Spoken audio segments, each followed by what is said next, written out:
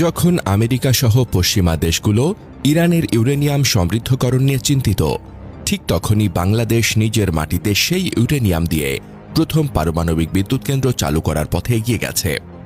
রূপপুর পারমাণবিক বিদ্যুৎ কেন্দ্র বাংলাদেশের সবচেয়ে বড় ও সাহসী প্রকল্প। এর নির্মাণ ও তদারকির দায়িত্বে আছে বিশ্বের অন্যতম শক্তিশালী দেশ রাশিয়া।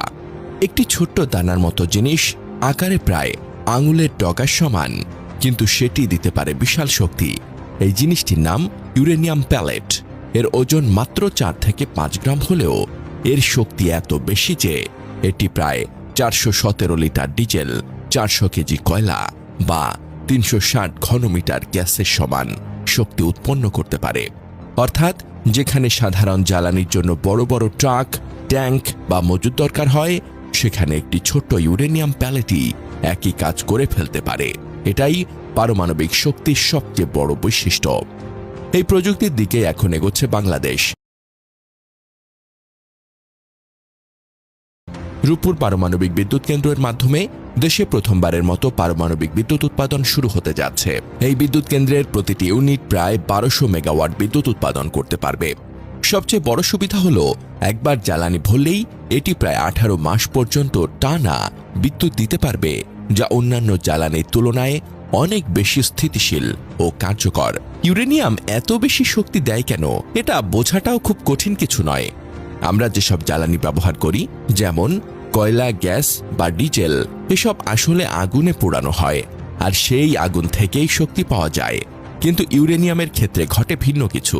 এখানে ব্যবহার করা হয় নিউক্লিয়ার ফিশন নামের একটি প্রক্রিয়া, যেখানে ইউরেনিয়ামের ভেতরের অংশ ভেঙে যায়। এই ভাঙার সময় প্রচণ্ড তাপ বের হয়, যা সাধারণ আগুনের চেয়ে লক্ষ লক্ষ গুণ বেশি শক্তিশালী। তাই অল্প পরিমাণ ইউরেনিয়াম দিয়েই বিশাল পরিমাণ শক্তি উৎপন্ন করা সম্ভব হয়। বিদ্যুৎ তৈরির প্রক্রিয়াটাও আসলে খুব সহজভাবে বোঝা যায়।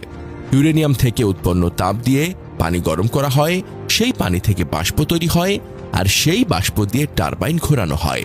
টারবাইন ঘুরলেই জেনারেটরের মাধ্যমে বিদ্যুৎ উৎপন্ন হয়। পুরো প্রক্রিয়াটি নিয়ন্ত্রিতভাবে করা হয়, যাতে কোনো ধরনের ঝুঁকি না থাকে। তাই এটি নিরাপদভাবেই পরিচালনা করা সম্ভব। বিশ্বজুড়ে এখন পারমাণবিক শক্তির দিকে ঝোঁক বাড়ছে, কারণ এতে খুব কম জ্বালানি দিয়ে অনেক বেশি শক্তি পাওয়া যায়। পরিবেশে কার্বন নিঃসরণ খুব কম হয় এবং তেল, গ্যাসের ওপর নির্ভরতা কমে যায়।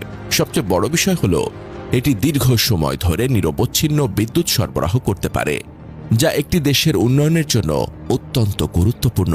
সবকিছু মিলিয়ে বলা যায়, যেখানে আগে বিদ্যুৎ উৎপাদনের জন্য বিশাল পরিমাণ জ্বালানি প্রয়োজন হতো, এখন সেখানে কয়েক গ্রাম ইউরেনিয়ামই